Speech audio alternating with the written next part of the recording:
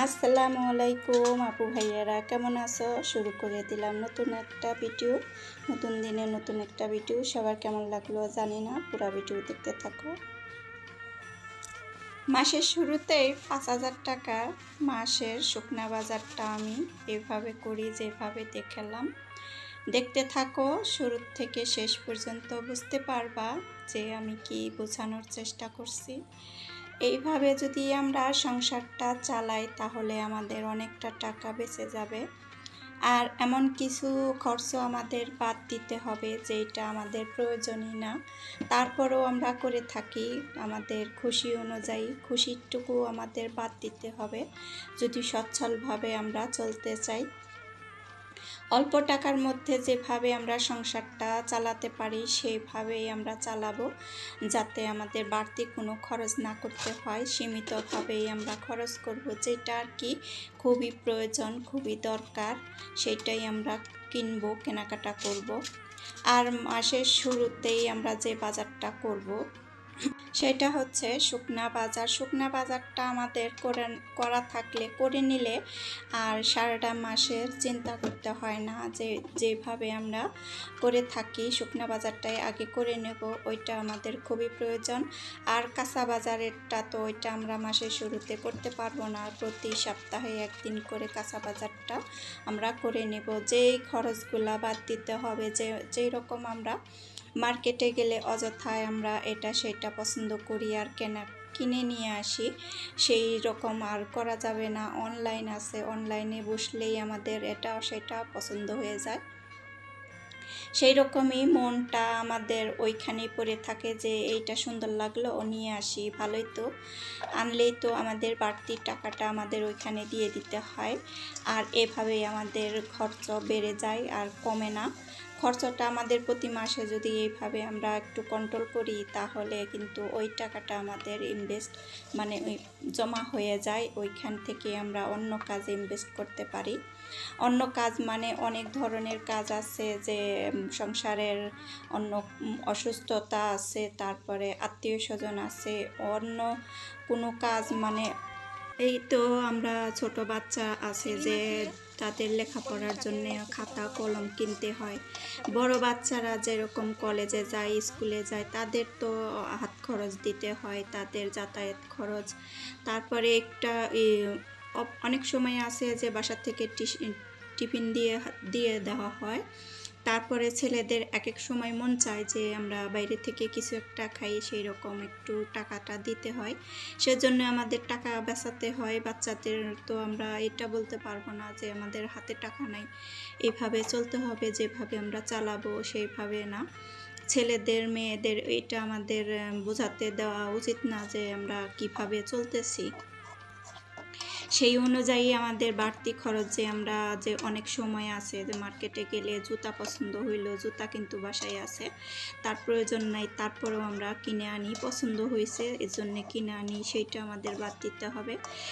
অনেক সময় আছে অনেক থ্রি পিস আছে, তারপরেও আমরা কেনাকাটা করি, অনেক শোকেস ভর্তি অনেক কিছু আছে, মানে সিরামিক্সের, মেলামাইনের, সব অনেক কিছু, সিলভারের অনেক কিছু আছে, আমরা তারপরেও এই সব কিছু দেখে পছন্দ হইলেই কেনাকাটা করি। এইগুলো আমাদের আর কি বাদ দিতে হবে। যদি 6 মাস পরে পরে যদি টাকা জমা করি আমরা, 6 মাস পরে কিন্তু এইটা ডাবল কিনে নিতে পারবো। অনেকটা টাকা জমা হলে তখন আর আমাদের অসুবিধা হবে না কিনতে।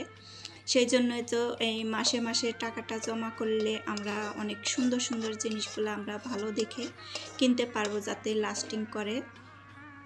এমন জিনিসও কেনা উচিত না যে যেটা 2 দিন পরে নষ্ট হয়ে যাবে, কম দাম ছিল কম দামে কিনলাম নষ্ট হয়ে যাবে, সেই রকমও কেনা উচিত না। এই তো দেখো আমি কথায় কথায় তো রান্নাবান্না শেষের দিকে চলে আসি। এইখানে আমি চিংড়ি মাছ দিয়ে কলমি শাকটা রান্না করে নিছি, এই একটা তরকারি দিয়ে আমি সারাটা দিন পার করে দিলাম। আর এখানে আমার বেগুনের ভাজিটা ছিল, সেই ভাজি আর একটু ডাল ছিল, সেই ডাল দিয়ে আমি আমার একটা দিন আমি পরিবারকে নিয়ে কাটিয়ে দিলাম। যেভাবেই যায় দিন তো চলে গেল, এইভাবেই কষ্ট করে এক এক দিন একটু কষ্ট করেই চলতে হয়। তার মধ্যে তো বাজার ছিল না, এই জন্যে একটু বলিও নাই যে চলি দেখি একদিন চলতে পারি কিনা, এইভাবে আমি চললাম। এইখানে দেখো আমি মানে ফ্রিজে আঙ্গুর এনে রেখে দিছে, কিন্তু খাওয়া হচ্ছে না। এসে নিয়ে বকাঝকা করছে, পরে কয়েকটা নিয়ে আমি খাইলাম। এভাবে আমাদের সংসারটা পরিচালনা করলে যেভাবে আমরা চলতে সুবিধা হবে আর কি, অসুবিধাও হবে না। যে আমরা না খেয়েই থাকি, না খেয়েও থাকবো না, খাবো, অনেক সুন্দরভাবে আমাদের দিনটা যাবে যেভাবে আমরা দিনটা নিতে চাই আর কি। আমাদের উপরে সম্পূর্ণ ভার, মানে সংসার কিভাবে চলবে, কি রান্না হবে, কোন দিন কি রান্না করব, কি আছে না আছে সব কিছু আমাদের উপরে। এই তো দেখো আমি পুরো আঙ্গুরটা ছিলে একদম পরিষ্কার করে এভাবে খেয়েছি। আর এভাবে খাইতে হয় দেখে মুশকিল, অলসতায় আমি খাই না। এখন আমি দেখিয়ে দিতেছি যে আমার 1 মাসের শুকনা বাজারটা আমি যেভাবে করি আর কি, শুকনা বাজারের লিস্ট এইটা আর কি। লিস্টটা আমার বাবুর বাবাকে ধরিয়ে দিতে হয় না, সে জানে, বলে দিলে তার মনে থাকে যে এইটা এতগুলা করে কিনতে হবে। প্রথমে আমি চালের বস্তা একটা কিনি, 25 কেজির চালের বস্তা একটা কিনলে আমার মাসের শেষেও অনেকগুলা 5-6 কেজি করে চাল থাকেই। আর পরে আটা কিনি 5 কেজি, তারপরে ডাউল কিনি 1 কেজি। 1 কেজি ডাউলে আমাদের মানে মাস যায়ও, আরও কিছুদিন যায়। এইখানে আমি গুঁড়া সাবান, যে গুঁড়া প্যাকেট ওইটা আর কি এক কেজি মতো কিনি আর কি। গোসলের সাবান 2টা কিনি, এরকম করে আমাদের মাস চলে যায়। 2টা বাথরুমে 2টা সাবান রেখে দিতে হয়, মাসও চলে যায় এভাবে। আর এইখানে আমি যে মশলাটা লাগে, সেই মশলা যতটুকু লাগে আর কি অতটুকুই কিনি। এইখানে 5,000 টাকার আমি শুকনা বাজারের লিস্টটা দেখিয়ে দিলাম। আর সারা সপ্তাহের মানে কাঁচা বাজারের জন্য 3,000 টাকা রেখে দিলে যথেষ্ট হয়ে যায়। তার মধ্যে কাঁচা বাজার যে শুকনা বাজার, এর মধ্যে থেকেও আমরা কিছু কিছু টাকা বাঁচাতে পারি যেভাবে আমরা বাজারটা করব। এইখানে আমি 5 কেজি আলু নিছি। আলুটা হয়তো বিকেলে অনেক ধরনের নাস্তায় প্রয়োজন হয়, তরকারিতেও প্রয়োজন হয়।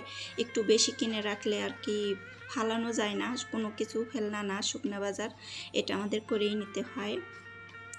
মাছ 3 কেজি, 2টা মুরগি কিনলেই আমার যথেষ্ট হয়ে যায়, 1 মাস চলে যায়। সেইখানে আমি মানে একটু বেশি মুরগির প্রয়োজন হয়, যেখানে মেহমান আসলে ওইটা আর কি আলাদা খরচ। এখানে পেঁয়াজ আমি 3 কেজি খরচ করি। আর এইখানে যে আছে শুকনা বাজারের মধ্যে হলুদ মরিচ গুঁড়া, এগুলা সব একটু একটু করে 2-3 প্যাকেট করে হলেই হয়ে যায়। এগুলা যে যেরকম কিনে আর কি, যার যেরকম রান্নাবান্না সেই রকম তার লাগে। আমার অল্প অল্প রান্না, এই জন্য অল্পই লাগে। এই তো আমার একটা লিস্ট দেখিয়ে দিলাম। এইভাবেই আমার সারাটা মাস চলে যায়। আজকে এই পর্যন্তই, ভালো থাকো সবাই। আবারও নতুন কোনো ভিডিওতে কথা হবে। আসসালামু আলাইকুম, সবাই ভালো থাকো।